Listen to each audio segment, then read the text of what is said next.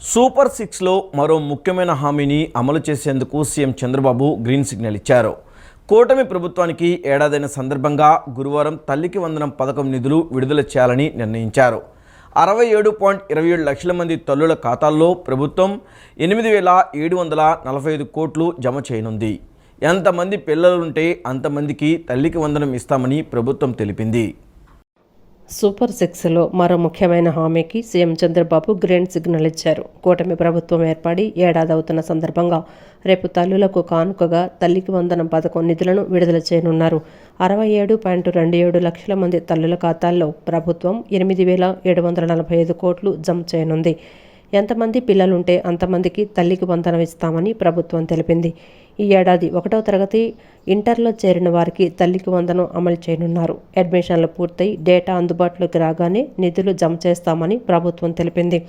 ఈ మేరకు విధి విధానాలు ఖరారు చేస్తూ ఇవాళ జీవో విడుదల చేయనుంది. సూపర్ సిక్స్ హామీల్లో ఇప్పటికే పింఛన్ల పెంపు, అన్నా క్యాంటీన్, మెగా డిఎస్సి, దీపం 2 పథకాలను ప్రభుత్వం అమలు చేస్తోంది. కూటమి ప్రభుత్వం ఏర్పడి ఏడాదైన సందర్భంగా తల్లికి వందనం అమలుకు శ్రీకారం చుట్టామని ఐటీ విద్యాశాఖ మంత్రి నారా లోకేష్ తెలిపారు.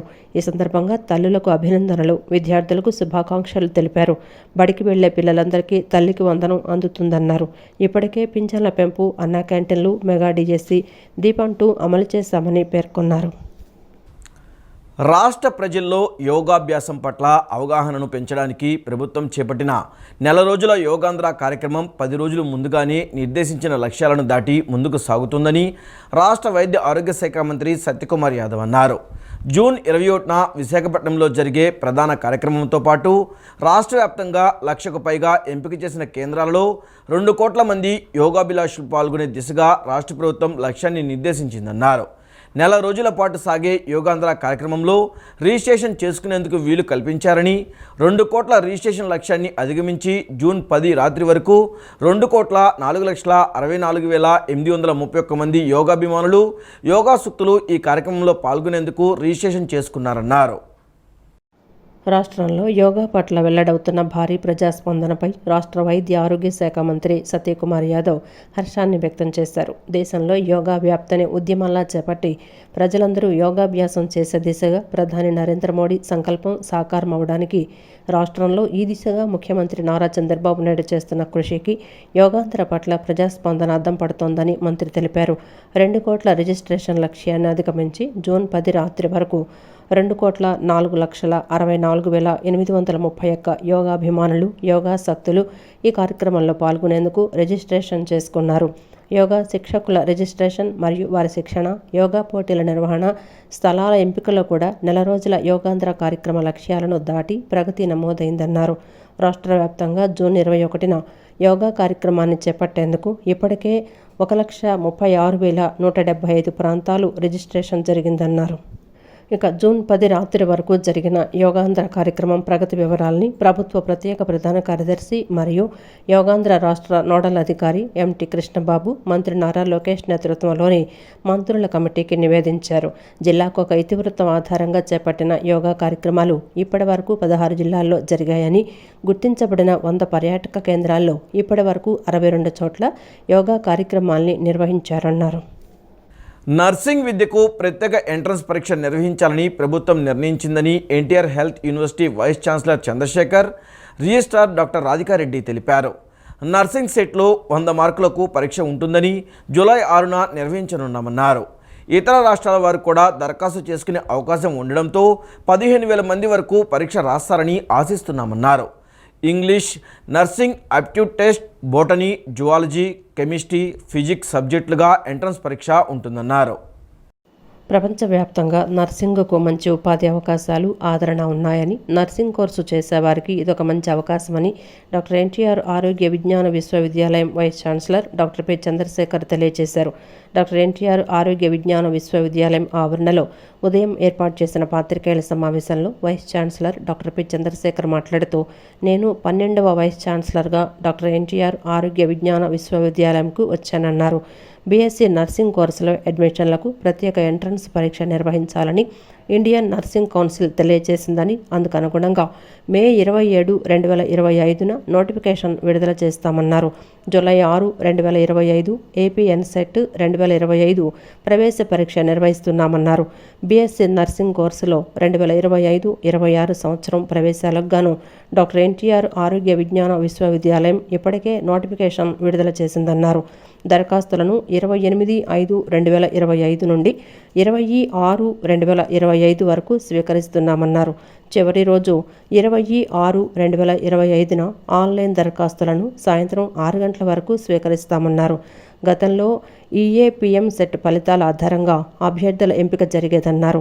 రాష్ట్రంలో 13,710 నర్సింగ్ సీట్లు ప్రభుత్వ, ప్రైవేటు కాలేజీల్లో ఉన్నాయన్నారు. ఇప్పటికే 5,000కు పైగా దరఖాస్తులు వచ్చాయని, మున్ముందు ఇవి 15,000 వరకు పెరుగుతాయని ఆశిస్తున్నామన్నారు. సో చాలా వరకు మనకు అప్లికేషన్స్ వచ్చాయి. దగ్గర 5,000 అప్లికేషన్స్ వచ్చాయి. మనకు చూస్తే ఆల్మోస్ట్ 13,710 సీట్స్ ఉన్నాయి, బోత్ గవర్నమెంట్లో, ప్రైవేట్లో. సో దీంట్లో ఎవ్రీ టైం మనకు 2,500, 2,800 సీట్స్ వేకెంట్గా ఉన్నాయి. దగ్గర ఇప్పటికీ మనకు 5,000 to 6,000 అప్లికేషన్స్ రావడం జరిగింది. సో ప్రజల్లో కొంత అవేర్నెస్ కల్పించాలి. ఎందుకంటే nursing is a important profession apart from the doctors community. Particularly BSc nursing రాను కూడా ఈ జిఎన్ఎం తగ్గించి మామూలుగా government is encouraging BSc nursing to improve the standards, particularly in the both in the colleges and also government కానీ private కానీ ఈ ప్రజలు తెలుసుకోవాలని ఈ బీఎస్సీ నర్సింగ్. అనంతరం university registrar doctor V Radhika Reddy మాట్లాడుతూ నర్సింగ్కు ప్రత్యేక ఎంట్రన్స్ పరీక్ష నిర్వహించాలని ప్రభుత్వం నిర్ణయించిందన్నారు. రాష్ట్రంలో నర్సుల కొరత మనకు చాలా ఉందని, ఇక్కడ నర్సింగ్ కోర్సు చేసి చాలామంది విదేశాల్లో ఉన్న డిమాండ్ దృష్ట్యా అక్కడ పనిచేయడానికి ముఖ్యంగా మిడిల్ ఈస్ట్ దేశాలకు, జర్మనీ దేశాలకు వెళ్తున్నారన్నారు. సంవత్సరానికి 3 లక్షల వరకు ఆదాయం వీరికొస్తుందన్నారు. నర్సింగ్లో ఇతర దేశాల్లో అధిక జీతాలకు మన విద్యార్థులు పనిచేస్తున్నారన్నారు. ప్రభుత్వ నర్సింగ్ కళాశాలల్లో ఇతర దేశాల భాషలు కూడా నేర్పిస్తున్నారన్నారు. నర్సింగ్ సెట్లో 100 మార్కులకు ప్రవేశ పరీక్ష ఉంటుందన్నారు. కాబట్టి మన ఎంకరేజ్మెంట్ ముఖ్యంగా ఫీమేల్ స్టూడెంట్స్ ఎక్కువ నర్సింగ్లో జాయిన్ అవుతారు అండ్ రూరల్ బ్యాక్గ్రౌండ్ నుంచి జాయిన్ అవుతారు. కాబట్టి వాళ్ళకి మన అవేర్నెస్ తీసుకొని రావడం అనేది చాలా ముఖ్యం. ఆ తర్వాత నర్సింగ్తో స్టార్టింగ్ లెవెల్లోనే వాళ్ళ ఎంప్లాయ్మెంట్ చూసుకుంటే స్టార్టింగ్ లెవెల్లోనే దాదాపుగా 2 lakhs అదే పర్ యానం దాదాపుగా 3 లక్షల రూపాయల ఎంట్రీ లెవెల్లోనే వాళ్ళ శాలరీస్ ఉన్నాయి. సో మిడ్ లెవెల్కి వచ్చేటప్పటికి ఇంకా 4 lakhs, 4.5 lakhs అలా అవుతుంది. సో సీనియర్ అయ్యే కొద్ది వాళ్ళ ఇన్కమ్ అనేది బాగా పెరుగుతుంది. సో వేరే కంట్రీస్లో కూడా చాలా హై శాలరీస్కి మన పిల్లలు పనిచేయడం జరుగుతుంది. కాబట్టి మనము కూటమి ప్రభుత్వం వచ్చి ఏడాది పూర్తవుతున్న సందర్భంలో నేడు 16 కోట్ల రూపాయలతో అనేక శంకుస్థాపనలు, ప్రారంభోత్సవాలు చేసుకోవడం జరిగిందని ఎమ్మెల్యే గద్దె రామ్మోహన్ అన్నారు. గత 5 సంవత్సరాలు వైసీపీ పాలనలో విధ్వంసమైన రాష్ట్రాన్ని గాడిలో పెట్టి ఇబ్బందులను సరిచేసుకుంటూ ఆర్థిక ఇబ్బందులను అధిగమించుకుంటూ సీఎం చంద్రబాబు ముందుకు వెళ్తున్నారని తెలిపారు. విజయవాడ నగరాభివృద్ధికి సీఎం ప్రాధాన్యమిస్తూ నిధులు కేటాయిస్తున్నారని అన్నారు. విజయవాడ తూర్పు నియోజకవర్గం 17వ డివిజన్ రాణిగారి తోటలో జిమ్ భవనాన్ని ఎమ్మెల్యే గద్దె రామ్మోహన్ ప్రారంభించారు. ఈ సందర్భంగా ఆయన మాట్లాడుతూ కూటమి ప్రభుత్వం వచ్చిన తర్వాత నగరంలో అనేక అభివృద్ధి కార్యక్రమాలు చేస్తోందన్నారు. రాజధాని నగరమైన విజయవాడ అభివృద్ధిపై ప్రత్యేక దృష్టి సారించారన్నారు. 2014-2019లో విజయవాడ నగరం ఏ విధంగా అయితే అభివృద్ధి చెందిందో అంతకుమించి అభివృద్ధి ఈ 5 ఏళ్ల కాలంలో అభివృద్ధి చేసేలా ప్రణాళికలు సిద్ధం చేశారన్నారు. నగరంలోని అవసరమైన రహదారులు, డ్రైన్లన్నీ అభివృద్ధి చేస్తున్నారని తెలిపారు. 2-3 వేల కోట్ల రూపాయలతో విజయవాడ నగరాన్ని అభివృద్ధి చేసేలా డిపిఆర్ను రూపొందించడం జరుగుతోందని, దానికోసం విజయవాడ ఎంపీ కేశినేని శివనాథ్, నగరంలోని 3 ఎమ్మెల్యేలు కృషి చేస్తున్నారన్నారు. అవసరమైన ప్రతి ఒక్క రోడ్డు, అవసరమైన ప్రతి ఒక్క డ్రైను బాగుపడాలన్నది ధ్యేయం. వర్షాకాలంలో ఎక్కడా కూడా నీరు నిల్వ ఉండకుండా స్టార్ వాటర్ డ్రైన్ ద్వారా వెళ్ళిపోవాలనేది అది ప్రభుత్వం యొక్క ఆలోచన. వీటన్నిటినీ ఈ సంవత్సర కాలంలో పరిపూర్ణంగా సాధించడానికి ప్రయత్నం చేస్తాం, నిధులు సమకూర్చుకుంటాం. ప్రతి నారా చంద్రబాబు నాయుడు యొక్క ఆశీస్సుతో ఆయన యొక్క అభివృద్ధి కార్యక్రమాల వాటితో పాటు విజయవాడ నగరానికి ప్రతి సంవత్సరం ఎప్పుడు ఇచ్చిన విధంగా 300 కోట్లు 400 అనేక రకాలుగా 1000 కోట్ల వరకు 5 సంవత్సరాలు ఆయన 2014 పనులు ఇవ్వడం జరిగింది. అదే విధానానికి కొంచెం ఈసారి ఒక 2-3 వేల కోట్ల రూపాయలైనా తీసుకుని అభివృద్ధి పరచాలనేది నేను, ఎంపీ గారు, ఇతర శాసనసభ్యులందరూ కూడా కలిసి చర్చించుకొని అది చంద్రబాబు దృష్టికి కూడా తీసుకెళ్ళడం జరిగింది. ఆయన డిపిఆర్ తయారు చేసి నాకు ఇవ్వండి, మీకు ఎన్ని వందల కోట్లైనా సరే ఇచ్చే శక్తి నేను పుంజుకుంటాను, ఖచ్చితంగా అందరూ కూడా ఇచ్చే కూటమి ప్రభుత్వం అధికారంలోకి వచ్చిన సంవత్సర కాలంలోనే సెంట్రల్ నియోజకవర్గంలో 200 కోట్లకు పైగా అభివృద్ధి పనులు చేశామని ఎమ్మెల్యే బోండా ఉమామహేశ్వరరావు వెల్లడించారు. గత 5 సంవత్సరాలుగా కుంటుపడిన అభివృద్ధికి కూటమి ప్రభుత్వంలో వేగవంతమైందని పేర్కొన్నారు. గుణదల ప్రజలు ఎప్పటి నుంచో వేచి చూస్తున్న ఆర్ఓబిని త్వరలోనే పూర్తి చేసి ప్రజలకు అందుబాటులోకి తీసుకువస్తామని స్పష్టం చేశారు.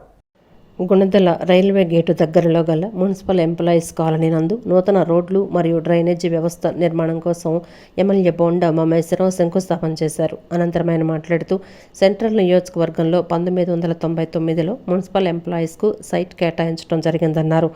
26 సంవత్సరాలుగా ఎటువంటి అభివృద్ధికి నోచుకోలేదని చెప్పారు. కూటమి ప్రభుత్వం అధికారంలోకి వచ్చిన వెంటనే సంవత్సర కాలంలో అభివృద్ధి పథంలో తీసుకువెళ్తున్నామని, ఇందులో భాగంగా శంకుస్థాపన చేయడం జరిగిందన్నారు. సంవత్సర కాలంలో 1వ డివిజన్లో 6 కోట్ల మేర అభివృద్ధి పనులు చేశామని వివరించారు.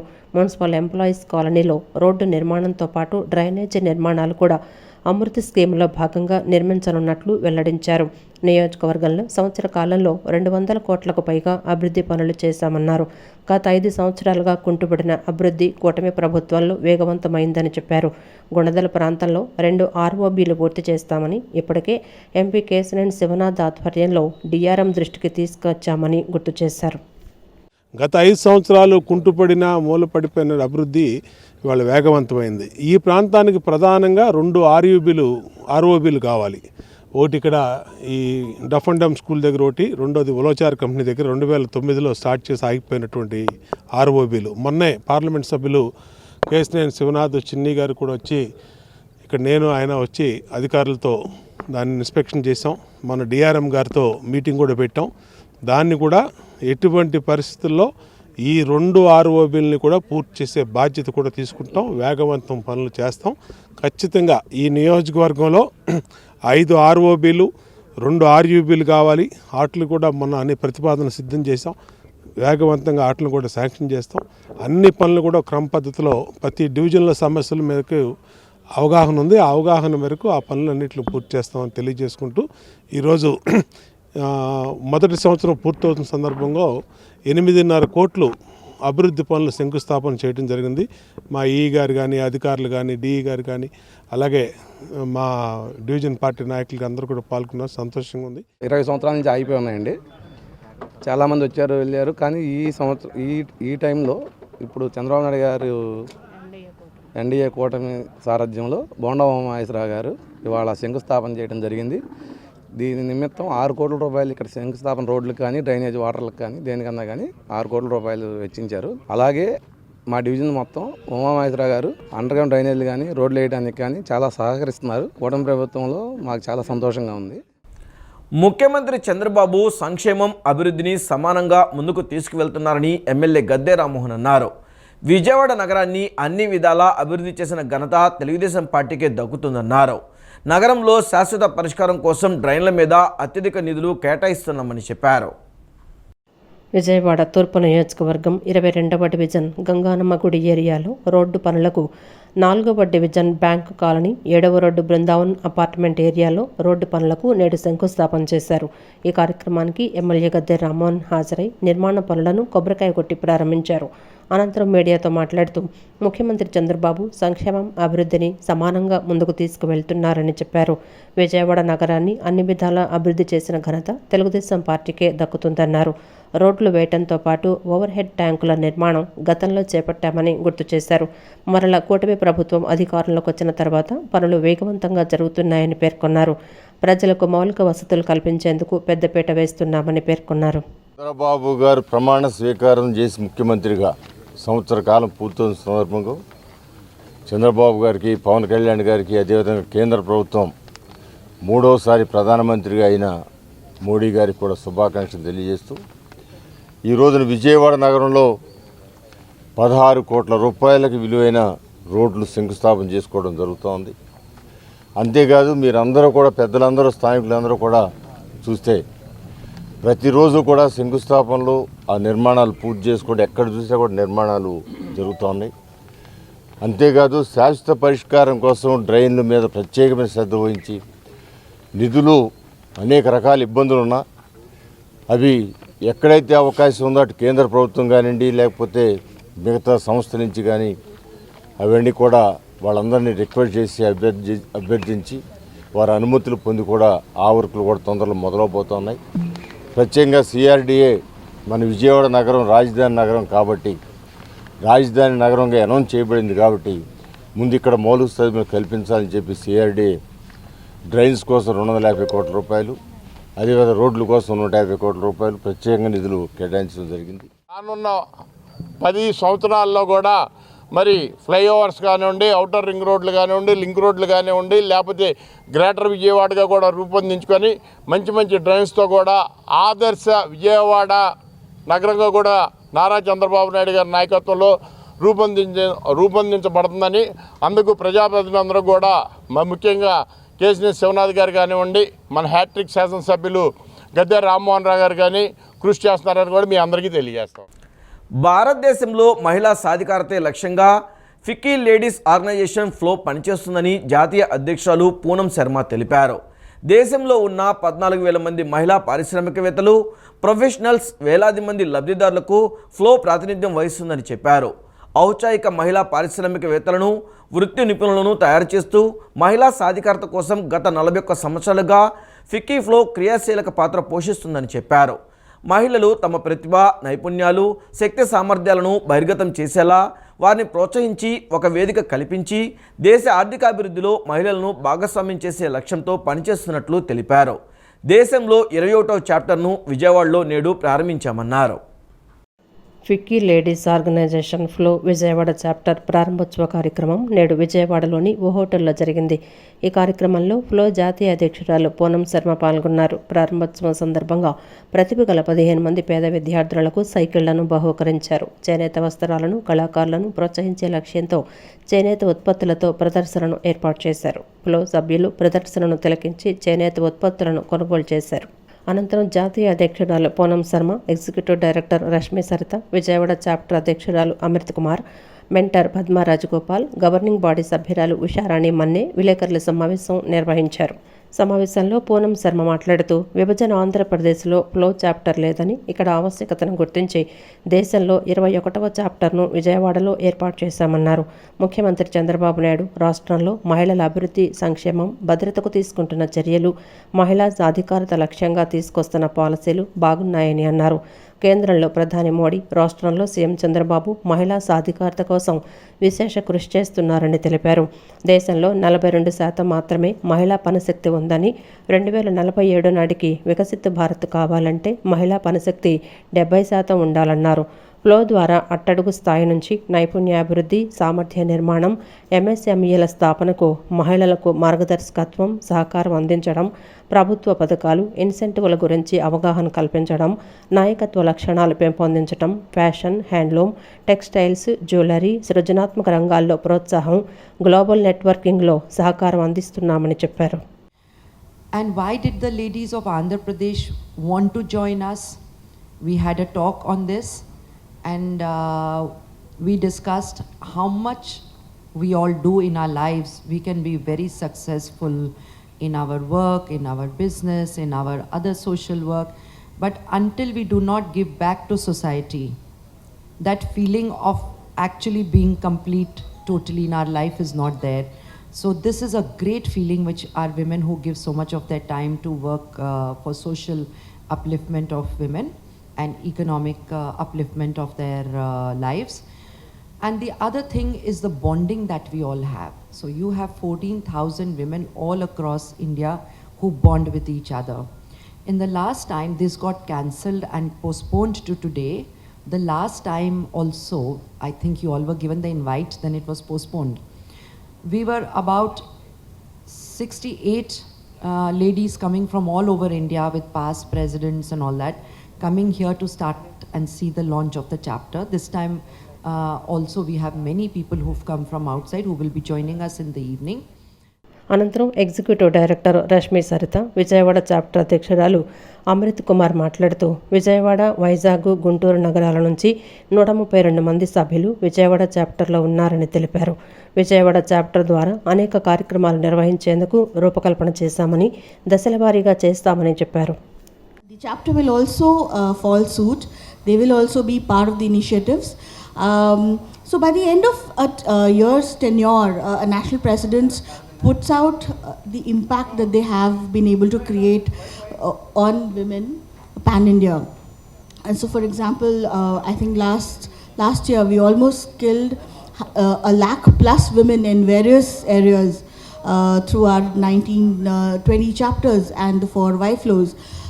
So going forward, this is what will be expected of Flow Vijayawada. To carry on the programs that the national sets. Of course, they will be the extension of Flow here, and they will be also. Handloom exhibition మనకి ఒక ముఖ్యం. ఈ year flow Vijayawada handloom and textiles of Andhra Pradesh గురించి చాలా చాలా చాలా మనం work చేస్తాము. వాళ్ళకి రివైవ్ చేయడానికి, వాళ్ళకి నేషనల్ లెవెల్స్లో వేరే స్టేట్స్లో ప్రమోట్ చేయడానికి మనం అన్ని పాసిబుల్ వేస్ హెల్ప్ చేస్తాము. ఇది ఒక బిగినింగ్. ఈరోజు కొంతమందికి పిలిచాము, బట్ మన ప్లాన్లో మేబీ జనవరి ఆ పెద్ద ఎగ్జిబిషన్ ఏర్పాటు చేస్తాము.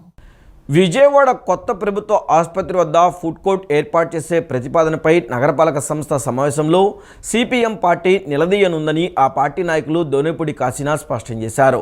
13వ తేదీన జరిగే సమావేశంలో ప్రజలు ఎదుర్కొంటున్న సమస్యలపై చర్చకు లేవనెత్తుతామని వెల్లడించారు. గవర్నర్పేటలోని సిపిఎం కార్యాలయంలో నిర్వహించిన మీడియా సమావేశంలో కార్పొరేటర్ సత్యబాబుతో కలిసి మాట్లాడారు. విద్యుత్ స్మార్ట్ మీటర్లు మరియు స్లమ్స్ ఏరియాలో ఉంటున్న ప్రజలకు పన్ను కాగితాలు ఇవ్వాల్సిందిగా కోరనున్నామన్నారు. ఈట్ స్ట్రీట్కి సంబంధించినటువంటిది నిర్వహణ ఎవరు చూస్తున్నారని చెప్పారంటే గాయం, ఎవరో చెప్పరు. ఎవరు చూస్తున్నారో తెలియదు, ఎవరు చేస్తున్నారో తెలియదు, దాని మీద వచ్చేటువంటి ఇన్కమ్ ఏమిటని చెప్పనేటువంటిది తెలియదు. చేసేది రోడ్డు మీద, వ్యాపారం రోడ్డు మీద, దానికి సంబంధించినటువంటి ఆదాయం మాత్రం సంబంధిత ప్రతినిధులది. అందుకని ఇదే వరవడి రేపు గవర్నమెంట్ హాస్పిటల్ దగ్గర, కొత్త గవర్నమెంట్ హాస్పిటల్ దగ్గర ఏర్పాటు చేసిన దానికి కూడా చేస్తారా? తరం లేదు. నిర్వహణ ఎవరు చేస్తారో తెలియదు. అందుకని అబ్రప్ట్ గా ఏదో ఒకటి ముందు పెట్టాలి అని చెప్పనేటువంటిది అని చెప్పి పెట్టేస్తే దాన్ని కొనసాగించేద్దామని చెప్పనేటువంటి ఆలోచన మంచిది కాదు. దీనికి సంబంధించినటువంటి వివరాలు కూడా మేము రేపు కౌన్సిల్లో అడుగుతాం. కౌన్సిల్లో చర్చించేటువంటి దానికి దీనికి ప్రయత్నం చేస్తాం. కూటమి ప్రభుత్వం వచ్చిన తర్వాత పెనంలూరు నియోజకవర్గంలో అభివృద్ధి పరుగులు పెడుతుందని తాడిగడప మున్సిపాలిటీ టీడీపీ అధ్యక్షుడు అనుమోలు ప్రభాకర్ తెలిపారు. గత 5 ఏళ్ల వైసీపీ పాలనలో నియోజకవర్గంలో ఎటువంటి అభివృద్ధి కార్యక్రమాలు జరగలేదన్నారు. కూటమి ప్రభుత్వం వచ్చిన ఏడాదిలోనే నియోజకవర్గంలో కోట్లాది రూపాయలతో అనేక అభివృద్ధి పనులు చేయడం జరిగిందన్నారు. కానూరు సూపర్ విజ్ రోడ్లోని golden castle apartments Potluri residency నుంచి పీవీపీ సిద్ధార్థ ఇంజనీరింగ్ కళాశాల వరకు 74 లక్షల రూపాయల వ్యయంతో నిర్మించనున్న సీసీ రహదారుల నిర్మాణ పనులకు పోరంకి సర్కిల్లోని పెనమలూరు సెంటర్ నుంచి చేపల కుండీల కట్ట వరకు ఆర్సీసీ డ్రైన్ నిర్మాణం చేసేందుకు 106.60 లక్షల వ్యయంతో నిర్మించనున్న రోడ్డు పనులకు టీడీపీ తాడిగడప మున్సిపాలిటీ అధ్యక్షులు అనుమోలు ప్రభాకర్ కూటమి నాయకులతో కలిసి శంకుస్థాపన చేశారు. ఈ సందర్భంగా ఆయన మాట్లాడుతూ గత 5 సంవత్సరాలలో ఎటువంటి అభివృద్ధి జరగకపోయినా కూటమి ప్రభుత్వం వచ్చిన ఏడాదిలో పెద్ద ఎత్తున తాడిగడప మున్సిపాలిటీలో అభివృద్ధి కార్యక్రమాలు చేయడం జరిగిందన్నారు. ఇంజనీరింగ్ కళాశాల ఫ్లైఓవర్, కానూరు గ్రామంలోని అంతర్గత రహదారులు, డ్రైన్లు సుమారు 10 కోట్ల రూపాయల వ్యయంతో అభివృద్ధి చేయడం జరిగిందన్నారు. మరో 20 కోట్ల రూపాయల పనులకు అంచనాలు తయారు చేయడం జరిగిందని తెలిపారు. పంటకాలువ రోడ్డును ఇంజనీరింగ్ కళాశాల 100 అడుగుల రహదారి నుంచి గంగూరు వరకు రోడ్డు నిర్మాణానికి అంచనాలు రూపొందించారని చెప్పారు. యనమలకుదురు ఒళ్ళోకి వెళ్లే వంతెనను పూర్తి చేశారన్నారు. 2014-2019 మధ్యలో ఆగిపోయిన పనులను పూర్తి చేయడంతో పాటు నియోజకవర్గం మొత్తం మీద పెద్ద ఎత్తున ఎన్ఆర్జీఎస్ నుంచి లేదా స్థానిక సంస్థల్లో ఉన్న నిధుల నుంచి రహదారుల అభివృద్ధికి ఎమ్మెల్యే బోడే ప్రసాద్ కృషి చేస్తున్నారని చెప్పారు. ఇంజనీరింగ్ కాలేజీ 100 అడుగుల రోడ్డు నుంచి గంగూరు వరకు వెళ్ళే రోడ్డును కూడా మరి కంప్లీట్ చేస్తున్నారు. కంప్లీట్ చేస్తానికి అంచనాలు రూపొందించారు. యలమనగుర్తు ఫ్లైఓవర్ను కూడా మరి యలమనగుర్తు ఊళ్ళోకి వెళ్ళే వంతెనకి కూడా అటు ఇటు రోడ్డుని ఏర్పాటు చేస్తాం. ఆ వంతెనని కూడా పూర్తి చేస్తాం. 90% అయిన దాన్ని కూడా పూర్తి చేస్తాం. 2019-24 మధ్యలో ఏ పనులైతే ఆగిపోయినాయో వాటన్నిటిని కూడా కంప్లీట్ చేసుకుంటూ నియోజకవర్గం మొత్తం మీద పెద్ద ఎత్తున మరి అటు ఎన్ఆర్జీఎస్ నుంచి కానివ్వండి, మరి స్థానిక సంస్థలలో ఉన్న నిధుల నుంచి కానివ్వండి, పెద్ద ఎత్తున రోడ్లను అభివృద్ధి చేసి గ్రామాలని మరి అంతా కూడా అభివృద్ధి జరిగే విధంగా పెద్ద ఎత్తున బోడే ప్రసాద్ గారి ఆధ్వర్యంలో జరుగుతుందని తెలియజేస్తూ మరి ఈ రోజున ఈ రోడ్డుని కూడా సుమారుగా 80 లక్షల రూపాయలతో ఈ రోడ్డును కూడా ఏర్పాటు చేస్తున్నారు. చిట్టినగర్లో కొలువైన శ్రీ పద్మావతి గోదాదేవి సమేత గరుడాచల స్థిత శ్రీ వెంకటేశ్వర స్వామివార్ల దేవస్థానం 14వ వార్షిక బ్రహ్మోత్సవాలు ఘనంగా ప్రారంభమయ్యాయి. నేడు 108 కలశాలతో కృష్ణానది నుంచి జలాలను తీసుకొచ్చి స్వామివారికి అభిషేకం చేశారు. అనంతరం స్వామివారిని పెళ్లి కొడుకును చేసే కార్యక్రమం కన్నుల పండుగగా సాగింది. చిట్టినగర్లో కొలువైన శ్రీ పద్మావతి గోదాదేవి సమేత గరుడాచల స్థిత శ్రీ వెంకటేశ్వర స్వామివార్ల దేవస్థానంలో స్వామివారి వార్షిక బ్రహ్మోత్సవాలు వైభవంగా ప్రారంభమయ్యాయి. నేటి నుంచి 15వ తేదీ వరకు జరగనున్న ఉత్సవాలను టీటీడీ వేద విశ్వవిద్యాలయం అసిస్టెంట్ ప్రొఫెసర్ మణిదీప్ కుమార్, ఆలయ ప్రధాన అర్చకులు వినుకొండ రత్నమాచార్యులు శ్రీనివాసుల గోపాల్ ఆధ్వర్యంలో ఉత్సవాలను నిర్వహిస్తున్నారు. నేడు తొలి రోజు సహస్ర కలశయాత్ర కమిటీ ఆధ్వర్యంలో జరిగింది. కృష్ణానది నుంచి జలాలు తీసుకొచ్చి స్వామివారి ఉత్సవమూర్తులకు కలశాభిషేకం చేశారు. అనంతరం స్వామివారిని పెండ్లి కుమారుడిగా అలంకరించారు. ఈ కార్యక్రమానికి భక్తులు అధిక సంఖ్యలో విచ్చేశారు. ఈ సందర్భంగా దేవస్థానం ప్రధాన కార్యదర్శి మారుపిళ్ల హనుమంతరావు, కోశాధికారి పెళ్ల శ్రీనివాసరావు, కమిటీ సభ్యులు మాట్లాడుతూ 100 మంది ఉభయదాతలతో అంగరంగ వైభవంగా స్వామివారిని పెండ్లి కుమారుణ్ణి చేసే కార్యక్రమాన్ని నిర్వహించామని అన్నారు. తిరుమల శ్రీవారి సన్నిధిలో ఏ విధంగా స్వామివారికి పూజా కైంకర్యాలు జరుగుతాయో అదే తరహాలో బ్రహ్మోత్సవాలను నిర్వహించేందుకు అన్ని ఏర్పాట్లు చేశామని చెప్పారు. కలియుగ దైవం శ్రీ వెంకటేశ్వర స్వామివారి సన్నిధిలో జరిగే బ్రహ్మోత్సవ కార్యక్రమాలకు భక్తులు అధిక సంఖ్యలో తరలివస్తున్నారని చెప్పారు. భక్తులందరూ కూడా కలిసి ఈరోజు కృష్ణా నది నుంచి తేవడం కూడా ఎంతో గొప్ప వరం. ఆ యొక్క ఈరోజు స్వామివారిని పెళ్లికొడుకు చేయడం వల్ల ఈరోజు జరిగిన చిరుజల్లులు చిరువాన కూడా ఆయనకు శుభ పరిణామం. కాబట్టి ఈ ప్రాంత ప్రజలందరూ కూడా సుఖ సంతోషాలతో చల్లగా ఉండాలని చెప్పి కూడా కోరుతున్నాం. అలాగే మా పెద్దలు బంకా హనుమంతరావు గారు, పిల్ల శ్రీనివాస్ గారు, మరుపుల తాతారావు గారు, రామరెడ్డి గారు, మాగిరి సత్యనారాయణ గారు, రాంపల్లి వాసు గారు ఎంతోమంది నాయకత్వంలో ఈరోజు ఎంతో అతివైభవంగా జరుపుకోవడం కూడా నిజంగా మా నాయకత్వంలో ఈ కమిటీ నాయకత్వంలో ఎంతో గొప్పగా జరుగుతుంది. ఆ స్వామివారు చూసే అదృష్టం కూడా అందరికీ కలగాలని చెప్పి మనసారా కోరుకుంటూ, తిరుపతిలో ఆ స్వామివారికి ఏ రకంగా అయితే ఈ బ్రహ్మోత్సవాలు జరుగుతాయో చిట్టినగర్లో కూడా ఈ చిట్టి తిరుపతిగా ప్రసిద్ధిగాంచున్న మా అయ్యవారు కూడా అదే రకంగా మా వేద పండితులచే ఈ రోజున అయ్యవారికి స్నానాలు, అలాగే పెళ్లి కుమారులు సాయంత్రం అగ్ని హోమాలు జరుగుతూ ఉంటాయి. మీ ద్వారా కూడా ఆ స్వామివారిని దర్శించుకోమని, అలాగే మీ సిటీ యాజమాన్యం కూడా అయ్యవారి ఆశీస్సులు మనస్ఫూర్తిగా ఉండాలని మేము కోరుకుంటూ అందరూ భక్తులందరూ కూడా ఈ కార్యక్రమం పాల్గొని మా యొక్క నాయకత్వంలో మా హనుమంతరావు గారు, అలాగే మన బంకా హనుమంతరావు గారు, అలాగే మరుపుల తాతారావు గారు, అలాగే అందరూ కూడా సమిష్టిగా వచ్చే భక్తులు కూడా మీ అందరం కూడా వారికి అన్ని రకాలుగా తీర్థపతి ఏర్పాటు చేస్తూ ఉన్నాం. శ్రీ పద్మావతి గోదాదేవి సమేత గరుడాచల స్థిత శ్రీ వెంకటేశ్వర స్వామి దేవస్థానం చతుర్థ వార్షిక బ్రహ్మోత్సవాలు జరుగుతున్నాయి. ఈ రోజున 108 కలశాలతో కృష్ణానదికి వెళ్ళి కృష్ణా జలాన్ని తీసుకొచ్చి అభిషేకం చేయడం జరుగుతుంది. స్వామివారిని పెళ్లి కొడుకుని చేయడం ఎన్ని నియమాలు జరిగి వేడుకగా జరుగుతుంది. ఇక్కడ ప్రజలందరికీ శుభంగా ఉండాలని కోరుకుంటూ అందరినీ దేవుణ్ణి ప్రార్థిస్తాం. ఈ వార్తలు ఇంతటితో సమాప్తం. నమస్కారం.